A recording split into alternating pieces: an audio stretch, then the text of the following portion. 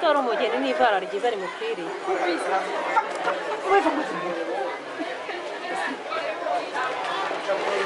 Wae ufate ifoto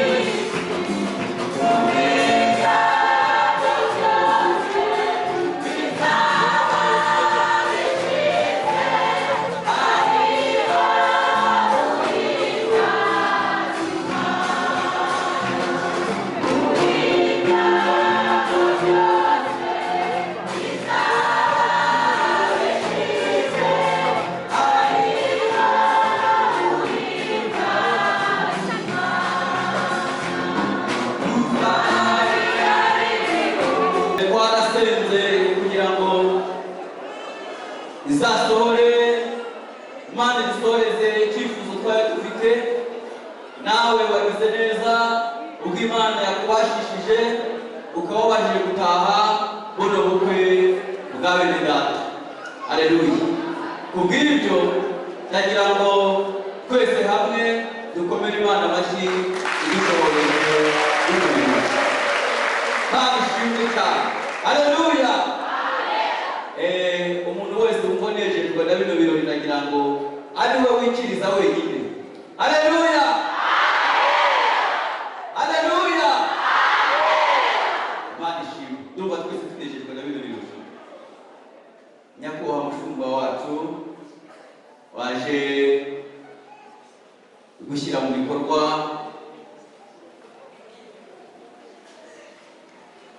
iby'Imana yavuze kuri bene data bari hano imbere, akaba ari wowe uri bukiyoborere uyu muhango wera wo gushyingirwa kwawo ku mugaragaro. Ndetse abanyacyubahiro batubwiye bati musaze mwumve imihigo duhiga muri uyu mwaka, batubwiye bati musaze mwumve amasezerano yacu. Mbere yo kugira ngo duhagurutse Aaron na Jose, twagira ngo duhagurutse abandi babagaragiye, umushingira w'umugabo n'umushingira w'umugore bahaguruke. Ndabona hari n'umugariso d'honneur, bahaguruke nabo baturamutse. Nibwe tuvuze muri kabiri gatatu. Amena, amena, amena. Afite ibyishimo cyane umugabo kubera ko abonye agiye kubona murumuna we w'umugabo. Niyo mpamvu uvuga haleluya eshatu. Turajya tuvuga imwe. Murakoze. Wagira ngo dusabe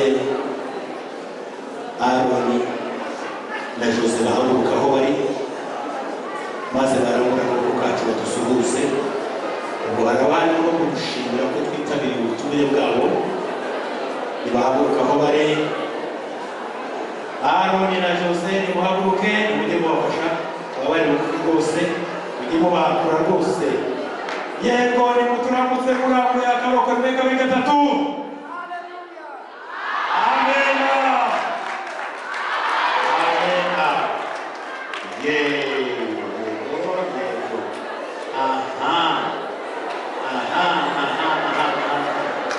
Iko Samere nawe. Samere, twavuze ko uzabikora neza cyane rwose.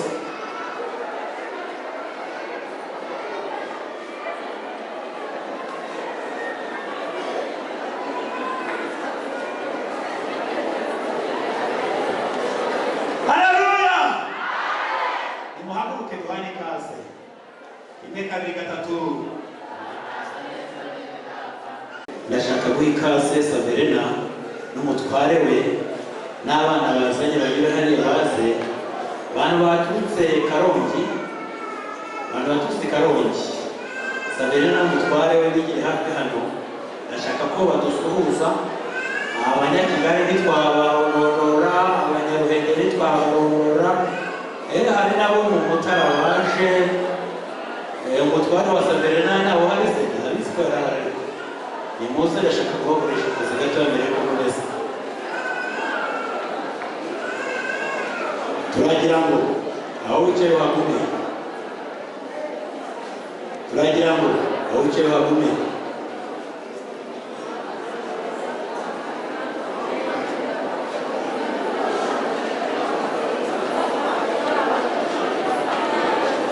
Haleluya, haleluya. Yesu nashimwe. Ariko murishimye? Muranezerewe? Nanjye ndashima Imana kuri iyi tariki ya none 12 z'ukwezi kwa mbere 2019. Mwabonye ari ibitangaza cyane ku maso, ariko ku Mana birashoboka. Haleluya. Ubwo rero ndabakikaraho nyine naje mu byishimo by'ubukwe Imana yavuze, kuko Imana ivuze biraba kandi yategeka bigakomera. Nanjye narabibonye, yudishe wanjye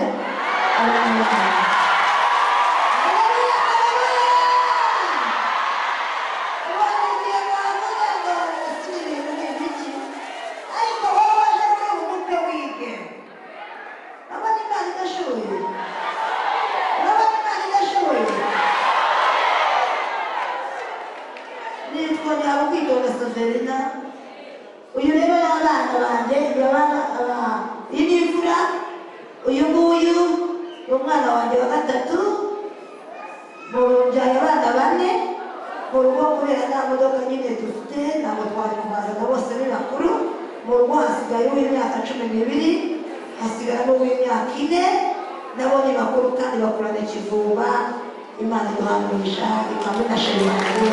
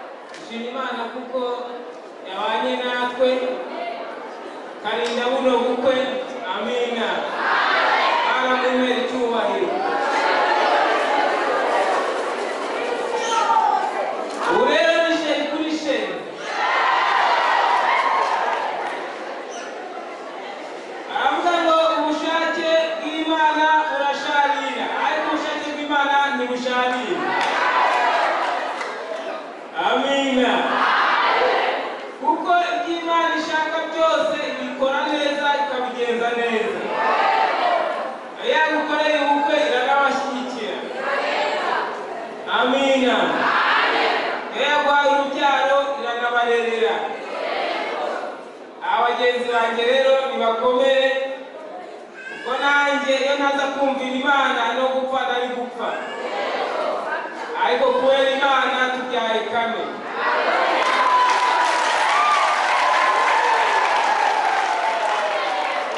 kandi aratugaburira aratwambika kubera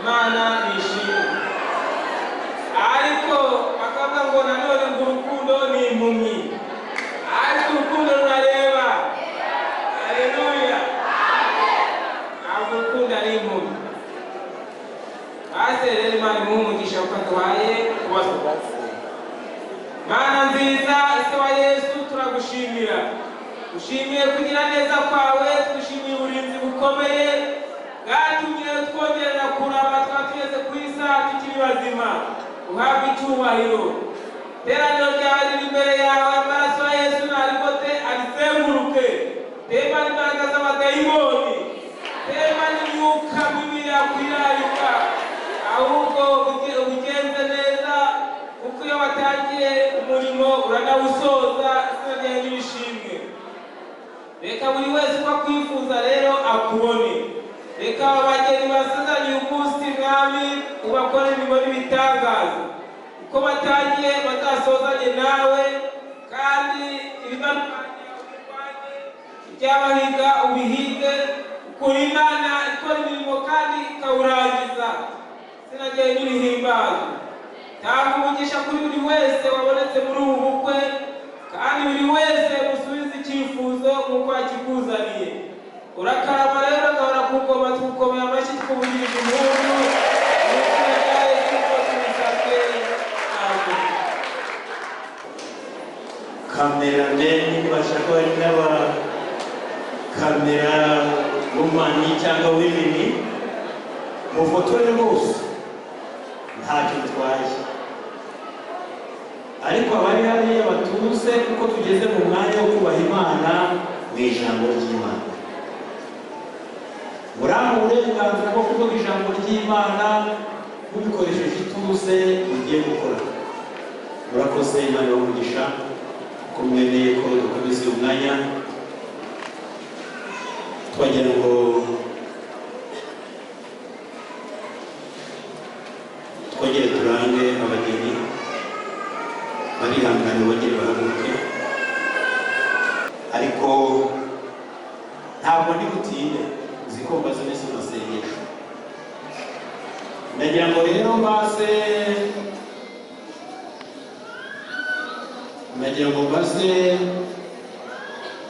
umukwe mukuru aho hari cyangwa umusamba mukuru w'umukobwa ari hano yewe umusamba mukuru we bavuze ijambo hariya mu birori urahari arahari nushaka ukomeza uze na hano igira hino rero urakenewe turashaka n'umukwe mukuru wasabwa umugeni nawe yigire hafi hano. Aba bagabo rero byari ngombwa ko tubasaba guhagarara hano kugira ngo batunge uburenganzira. Tubaze umusamu mukuru wasabwe umugeni atubwire niba nta deni cyangwa nta kintu kibuze ubukwe gukomeza. Imana ishimwe cyane. Twebwe nko mu muryango wasabwaga umugeni, ibintu byose uko twabyumvikanye niko biri kugenda, nta kibazo dufitanye n'umuryango udusaba. Uyu mugabo rero ngo tubaze niba hari umuntu ufite ikibazo kuri ubu bukwe wagira inkomyi yo kubangamira akavuga ati ntabwo nemera yuko ndayitegeye namukesha Imana basezerana. Akaba ari muri iri teraniro atera ukuboko hejuru, abamwegereye bamuyobore igihe hafi tumuha akanya nimba hari uhari. Aruhari murabemerera se ko basezerana? Murakoze cyane. Namaze kumenya ko na leta yabemereye bateye igikumwe nibyo. Hari ababizi ko bageze imbere y'ubuyobozi bwite bwa leta. Ibintu ni haleluya rero, nta makase. Murakoze bagabo bene tata, mukomeze mutukorere iyo mirimo. Aroni mukesha Imana mubwire kumwitegereze. Sivuze mumwereka abantu we mubwire kumwitegereze, kuko mukanya uraba ugiye kumurahira indahiro zikomeye, nawe akurahira indahiro zikomeye. Kandi ndashaka ko inyigisho tubongera kuzo twabahaye tuzibaha adatwikiriye amaso.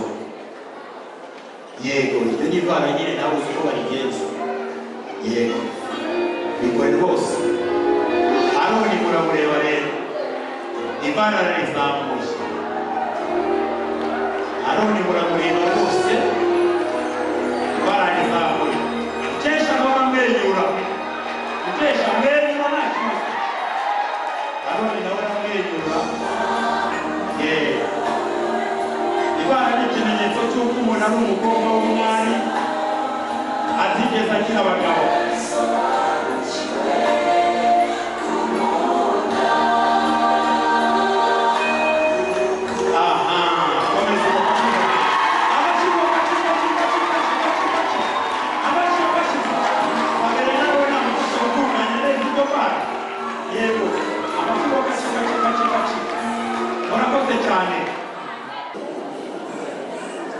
Kandi ijambo tugiye gusangira no kumva, kandi nicyo gituma umuntu asigasana nyina akabana n'umugabo we akaramata, bombi bakaba umubiri umwe.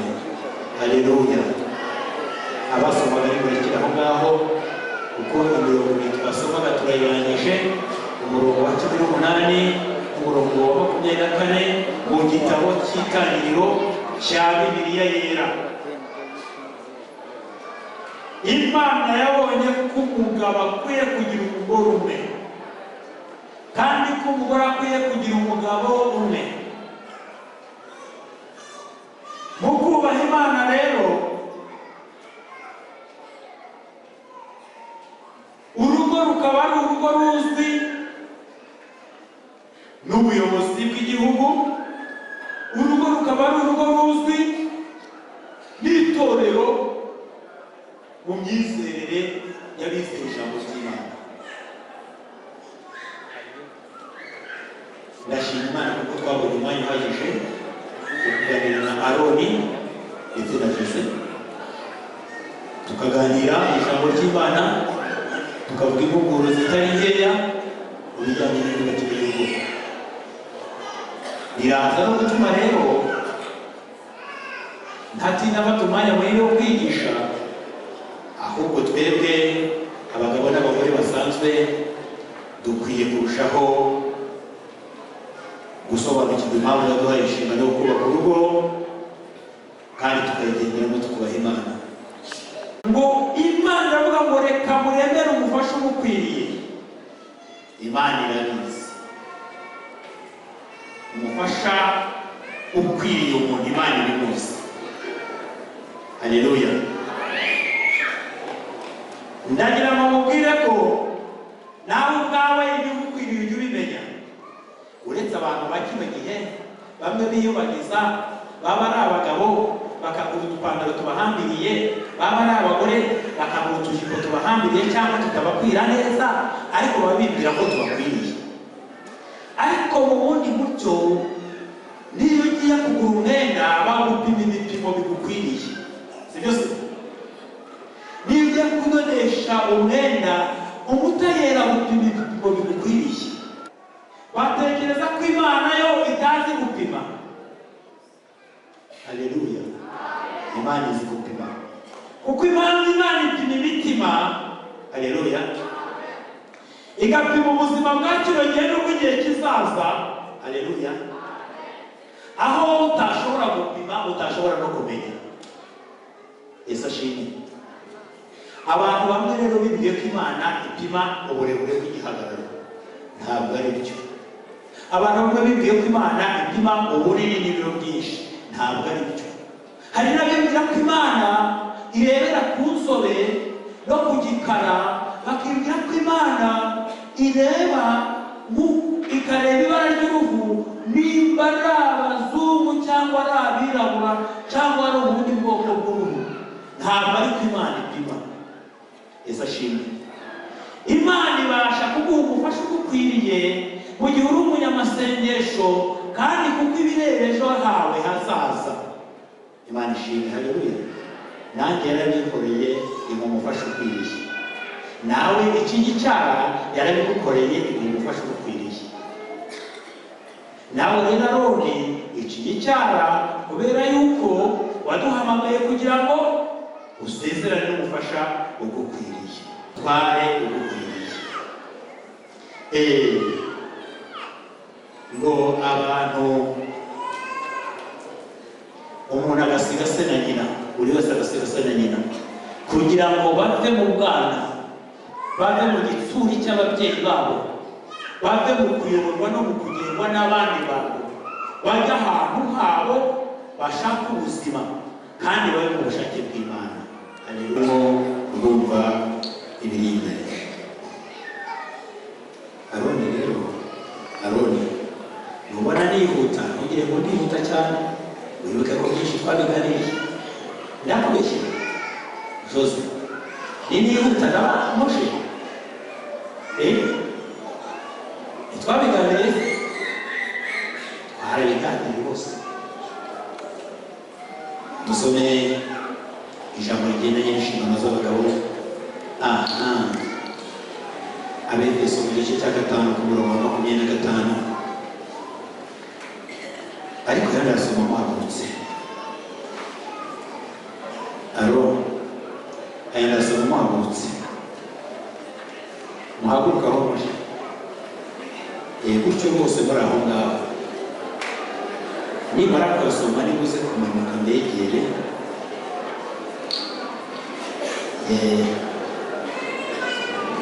Ndabakoresha mwihangane ijambo ry'Imana ryanditse mu rwandiko Pawulo yandikira itorero ryo mu Efeso mu gice cya 5 ku murongo wa 25 haravuga ngo, bagabo mukunde abagore banyu nk'uko Kristo yakunze itorero akaryitangira ngo aryeze, amaze kuryogesha amazi n'ijambo rye, aryishyire rifite ubwiza, ridafite ikizinga cyangwa umunkanyari cyangwa ikintu cyose gisa gityo, ahubwo ngo ribe iryera ridafite inenge. Uko niko abagabo bakwiriye gukunda abagore, uko niko umugabo yakunda umugore we, ukunda umugore we aba yikunda, kuko ari nta muntu wakwanga umubiri we, ahubwo yawugaburira akawukuyakuya nk'uko Kristo abigira itorero, kuko turi ingingo z'umubiri we. Amina. Iri jambo rero, Kristo akunda kiliziya ye, Kristo akunda abamwemeye ko ari umwana w'umukiza, akunda aba bantu. Niyo mpamvu yatuviriye amaraso ku musaraba. Niyo mpamvu yagize imibabaro ku bwacu, kandi aracyadukunda kuko aduhoza ku mutima, agahora turwanaho mu ngorane tugenda duhura nazo mu buzima butari bumwe. Aroni rero urabwirwa kuri gukunda Jose no kumwitangira. Mikorofone ngiyo ntibayifunguye, ubaza akantu gatoya rwose bayikwegereze, ifunguro ihereze uwo mugabo ayimufashe cyangwa yifashe nawe nta kibazo. Aroni ubu kugira ngo uyu Jose umurinde rwose ukurikije ijambo ry'Imana, umurinde kugira ikizinga, umurinde kugira iminkanyari, uzakora iki? Yego nukumwerera imbuto. haleluya, ukomere Imana amashyi. Aravuga ati nzamwerera imbuto, imbuto nziza z'abakizito, imbuto nziza z'abakishijwe. Izo mbuto zirakenewe, izo mbuto yewe rwose bikorere bari kwakira ijambo ryiza cyane. Abagore rero natwe dufite inshingano zikomeye, mufite inshingano zikomeye abagore namwe. Ubu ngubu Aroni avuze ko agiye kwitanga no gukora uko ashoboye kose no kwera imbuto, agafasha Mukeshimana gukomeza kuba umubyeyi mwiza wiyubashye kandi wubaha Imana, akamurinda ibisitaza n'intambara z'uburyo butari bumwe, bagashorerana bakabana akaramata kugeza batandukanijwe n'urupfu cyangwa Yesu Kristo aje bakajya mu ijuru. Haleluya. Ubu Mukeshimana ashobora kuvuga ati ye bawe ngiye gukira pe, ugiye gukira ariko nawe uzaba ufite akazi, ugiye gukira ariko nawe uzaba ufite akazi Mukesha. Dore ijambo rireba ababyeyi Mukesha: bagore mugandukira abagabo banyu nk'uko mugandukira umwami wacu, kuko umugabo ari we mutwe w'umugore we, nk'uko Kristo ari we mutwe w'itorero, ari ryo mubiri we, ni nawe mukiza waryo. Ariko nk'uko itorero rigandukira Kristo, aba ariko abagore bagandukira abagabo babo kuri byose. Amina. Mukesha rero ufite uburyo wari uriho, ariko hari umuntu wemeye ko agiye gukorera imbuto no kumufasha mu buzima, afatiye icyitegererezo kuri Kristo akunda itorero. Nawe iri jambo riravuze ngo ukwiye kuganduka, ukagandukira umugabo wawe, ukamukunda kandi ukamukorera byose bikwiriye. Abagore bubaha Imana kandi biyubaha. Umva Mukesha rero, Mukeshimana Jose, iri jambo riratubwiye ngo umugabo ni we mutwe w'umugore, ngo nk'uko Kristo ari umutwe w'itorero, rikaba rinamugandukira rikora byose. Itorero burya naryo rirakora pe. Itorero ry'Imana imirimo rikora ntitwayirondora muri aka kanya. Ririmo abaririmbyi birirwa baririmba baririmba icyubahiro cy'Imana, ririmo abavugabutumwa birirwa bamamaza ubutumwa bwiza, ririmo abanyamasengesho basenga ku manywa na nijoro, basengera ahantu hatandukanye bashaka ko icyubahiro cy'Imana kigaragara. Yewe itorero naryo rirakora kugira ngo umutwe waryo umere neza, kugira ngo Kristo yamamare, natwe tuba twatakaje imbaraga.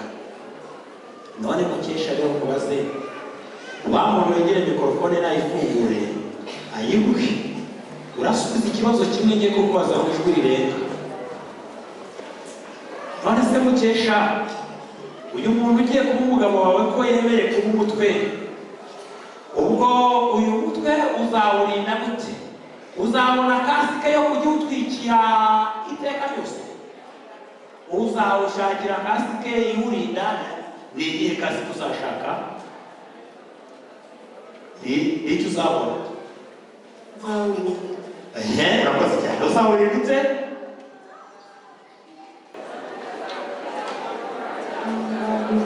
aha nakomeye imana amashyiko kuko ibirori ntibiryoshye ibirori ntibiryoshye koko ku bamwe bishima aho banyoye fanta nyinshi n'aho bariye imigati myinshi ubu kuko nubwo tutararya nimunezerewe aravuga ati nzawurinda gusa ati kandi nzabanduka aho hari n'ubanza mutumye manuka ahangaha maze ndegere ese manuka kugira ngo ze ndegere uratora mikorofone uze gusubiza ngo ndabyemeye ndaza no kukubaza nanone ukishimana nawe tuguterwa mu mikorofone usubize ko byemeye nyuma yaho muri burahera amasezerano yewe imbere y'Imana ishobora byose z'umutima wawe n'imbere y'ituro ryayo imbere y'imbaga y'abantu ndakubaza wowe nitegeye Aroni ko wemeye kubana n'uyu Mukeshimana Jose bakubera umugore mushyingira mu itorero uzabana no mu rugo ukurikije itegeko ry'Imana haba mu mubabaro cyangwa mu munezero arwaye cyangwa ari muzima mubyaye cyangwa mutabyaye mu bukire cyangwa mu bukene uzakomeza kubera umwizerwa udateshutse ku nshingano zawe mbese ntuzigera wifuza kumusumbisha cyangwa kumurutisha undi mugore muzabona akaramata kugeza ubwo muzatandukanywa n'urupfu cyangwa Yesu Kristo agarutse kugira itoro rye ryera nimubyemera ramba ukuboko kwawe kw'iburyo urangurure ijwi rero uti ndabyemeye amen urakoze arabyemeye tugiye kubaza rero na Mukeshimana Jose imbere y'Imana ishobora byose z'umutima wawe n'imbere y'itorero ryayo imbere y'iyi mbaga y'abantu bari hano ndakubaza wowe Mukeshimana Jose wemeye kubana n'uyu ndayitegeye Aroni ngo akubere umugabo mushyingirana mu itorero uzabana nawe mu rukundo ukurikije itegeko ry'Imana haba mu mubabaro cyangwa mu munezero arwaye cyangwa ari muzima mubyaye cyangwa mutabyaye ubukire cyangwa mu bukene uzakomeza kumubera umwizerwa udateshutse ku nshingano zawe mbese ntuzifuza kumurutisha undi mugabo muzabana akaramata kugeza ubwo muzatandukanywa n'urupfu cyangwa Yesu Kristo aje kujyana itoro rye ryera niba ubyemera naguhereze mikorofone urangurure ijwi ryawe uvuga uti ndabyemeye n'ikiganza cy'iburyo kirambuye ikiganza cy'iburyo kirambuye uvuga uti ndabyemeye amen haleluya arabyemeye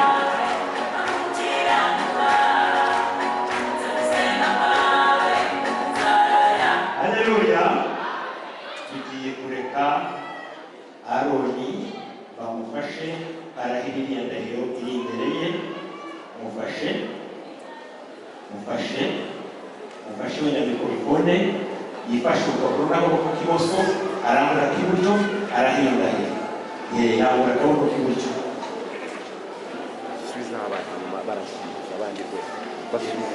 yego jewe nayitegeye Aroni nsezeranye imbere y'Imana n'itorero ryayo ko nemeye kujyana uyu Mukeshimana Jose ngo ambere umugore dushyingiranywe mu itorero nzabana nawe nkurikije itegeko ry'Imana nzamukunda yaba ari muzima cyangwa arwaye tubyaye cyangwa tutabyaye mu bukire cyangwa mu bukene mu byago no mu munezero nzakomeza kumubera umwizerwa ntateshutse ku nshingano zanjye. Tuzabana akaramata kugeza ubwo tuzatandukana n'urupfu cyangwa Yesu Kristo agarutse kujyana amashyigo kacika.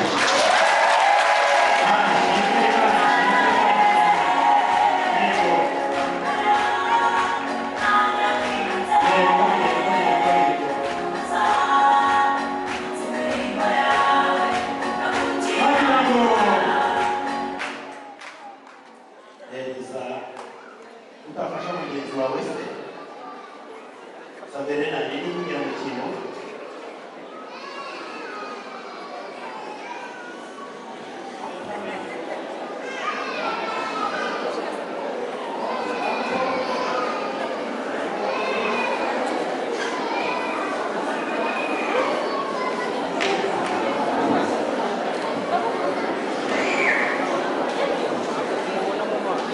batega amatwi.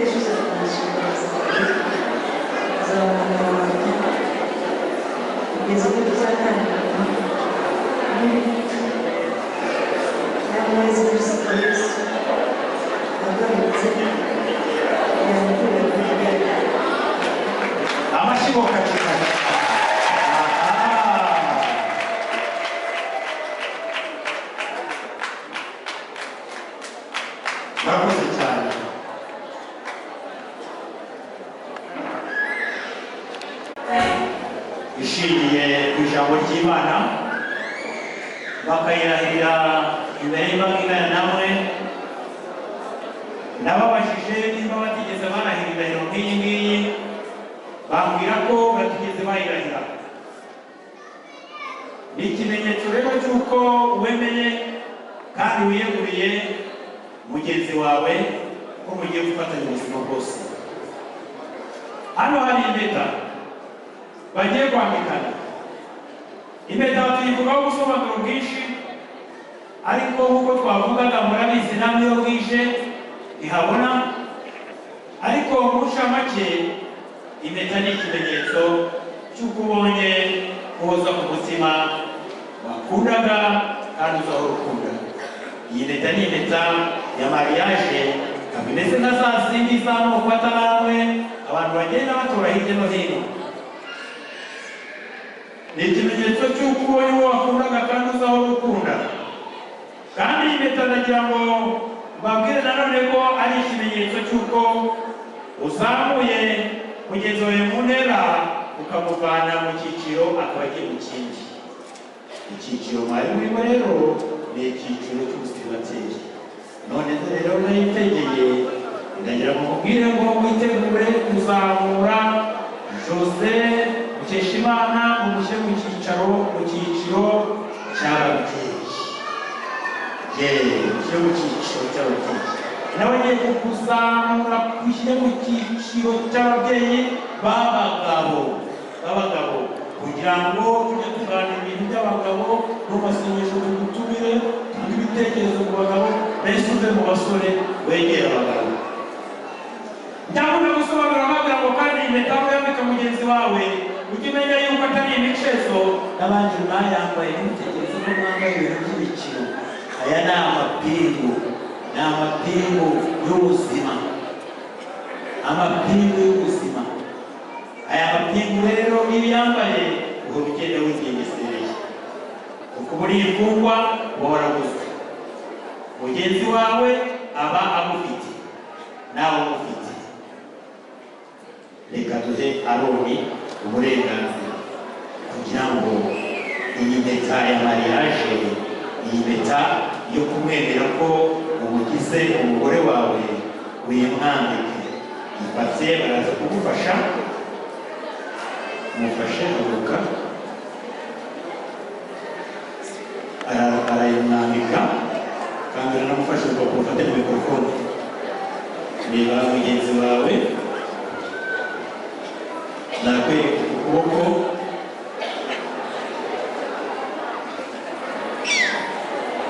ubuse uhagaze neza.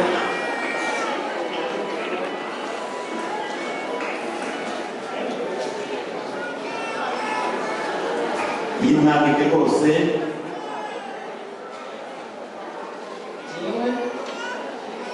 ndayitegeye Aroni. Yimwambike rwose utayimwambika se. Yego, komerezaho. Wambitse impeta. Yego n'ikimenyetso cy'urukundo dusezerana ko tweguriye ibyanjye byose kugeza dutandukanyijwe n'urupfu cyangwa Yesu Kristo agarutse kugira ngo itorero nakomye amashyi.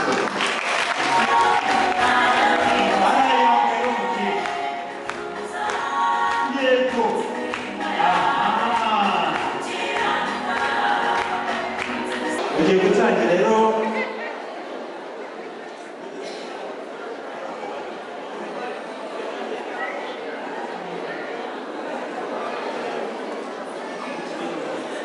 yewe Mukeshimana mwambitse impeta ikimenyetso cy'urukundo isezerano ko mweguriye ibyanjye byose kugeza dutandukanyijwe n'urupfu cyangwa Yesu Kristo agarutse kugira ngo itorero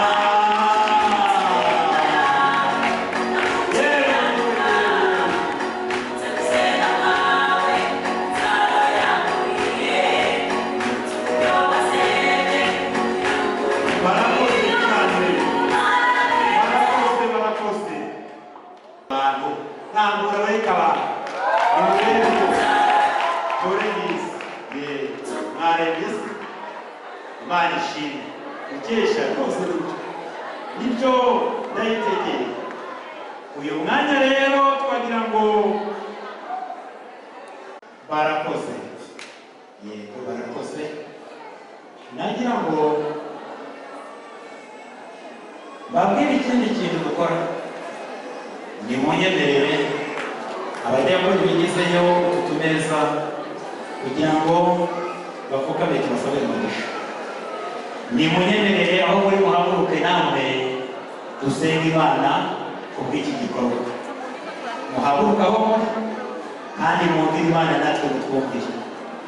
Ndagira ngo babwire ngo tubikore nk'abakora umuganda rusange dusengere aba bantu. Yego murakoze cyane. Pastor yegere hafi dusenga Imana.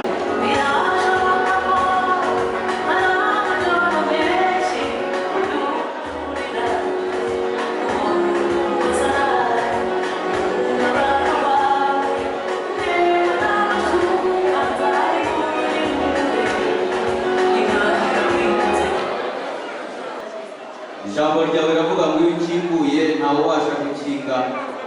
kandi iyo ukinze ntawe ubasha gukingura.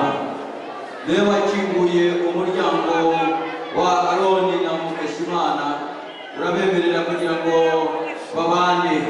None rero tubasabye umugisha wawe, wa wundi wahaye Adamu na Eva igihe bashyiraga mu ngobyi ya Edeni, ubaha umugisha. Uravuga ngo nibabyare kandi bororoke, ubamenezamo ibiti by'igikundiro mu Edeni kugira ngo barye imbuto zabyo. Aha naho Mwami, urugo rwa Aroni na Jose turabasengeye kugira ngo Edeni yabo bahaye kubamo habemo imbuto z'amoko yose, bazabasha kubamara inzara. Turabasengeye Mana kugira ngo nabo bazabyare bororoke nk'uko ijambo ryawe ribivuga. Igihe cyose uzapfukama Mwami kuko bapfukamye gutya bagira icyo bagusaba Mwami bari mu rugo rwabo, uzajya ubumva uri mu ijuru bamurikishirize ubwiza bwo mu maso hawe.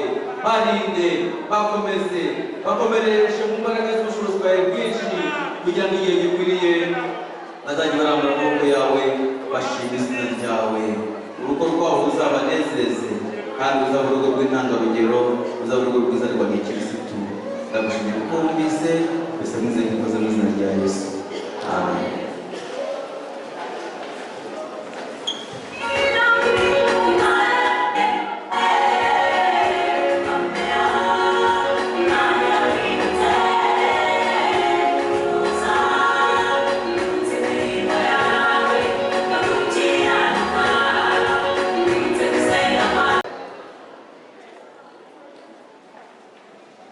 bituma batakiri babiri ahubwo babaye umubiri umwe. Nuko icyo Imana yateranije umuntu ntakagitandukanye. Uwiteka abaye umugabo, abaye umuhamya wo gushyingirwa kwanyu. Uwiteka abagirire neza, abarebe neza, abamurikishirize umucyo mu maso he, uhereye none kugeza iteka ryose. Amen.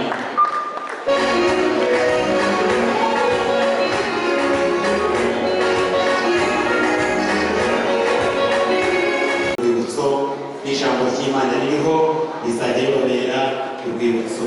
Nimucyakire mwese. Yego, murakoze cyane.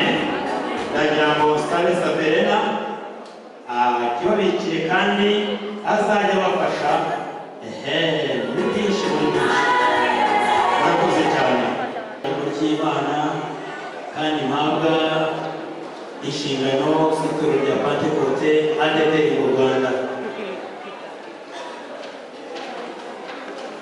Nemeje kandi mpamije ko nayitegeye Aroni abaye umugabo Mukeshimana Jose, kandi ko Mukeshimana Jose abaye umugore wa Ndayitegeye Aroni kuri tariki ya 12 muri uku kwezi kwa mbere muri uyu mwaka w'2019. Imana ibamugisha.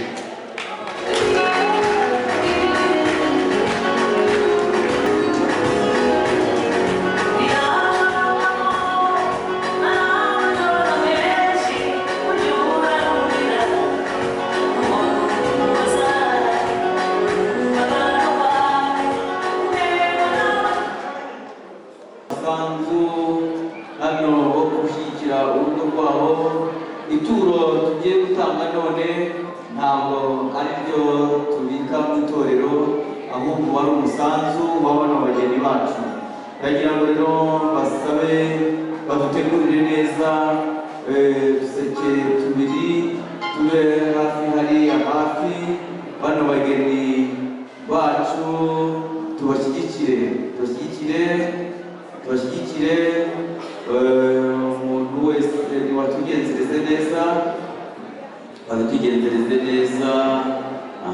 Ndabona tubahaye ngo bafate uturisho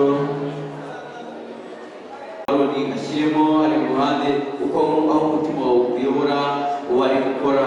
Tubashyigikire maze rero korali dufashe muri uwo murimo iri guhimbaza Imana, natwe turimo dukora uwo murimo kandi nayo gukora uwo murimo. Ni karibu.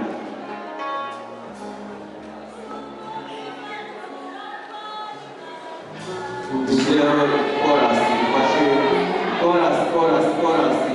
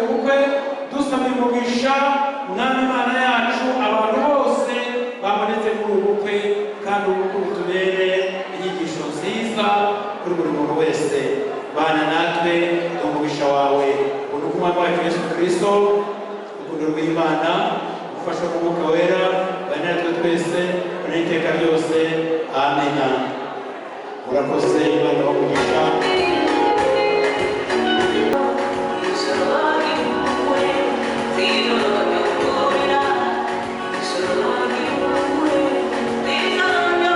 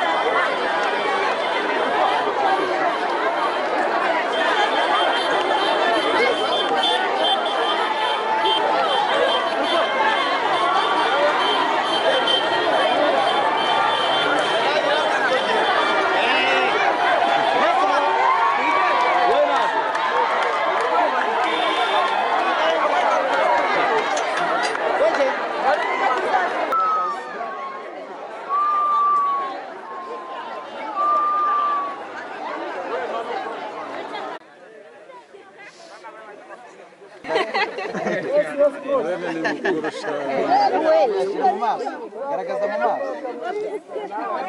Gutya rekeraho.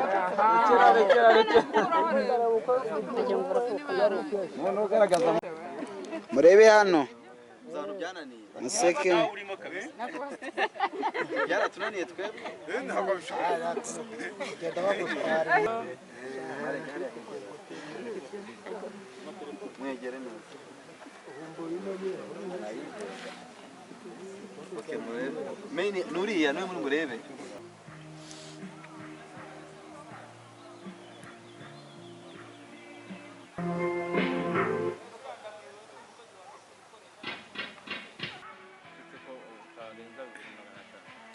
Anjije kumuduka.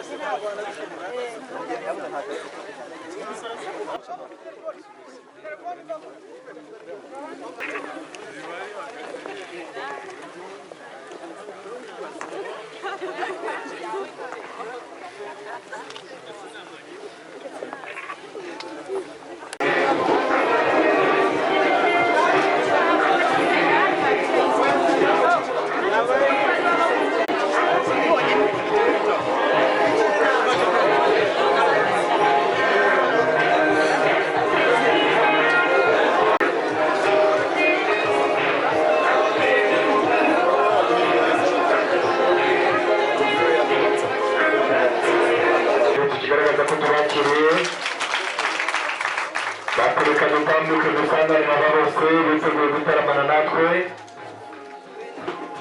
baratambuka neza mu ngendo y'abeza namwe mukomeze kwihera amaso mukomeze mwihera amaso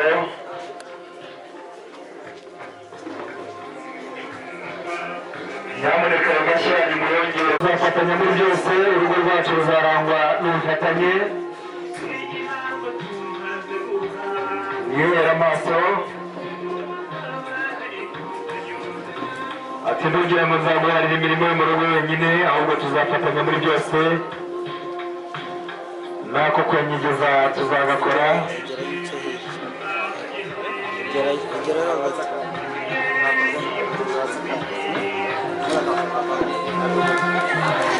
ubakomera amashyi menshi cyane uzaba urumuri ku mutima wanjye uzaba urumurikira umutima wanjye ariko ati uru rumuri wazima ariko wenda uzigera uzima ku mutima wanjye ayo mashyi mwarimu mubahaye ni make nyamuneka muyongere ntacyo bitwaye ati burya tukimara kuvuga umutsima tuzakira urutamyi maze munyuzemo buri wese mumugenere irobe rye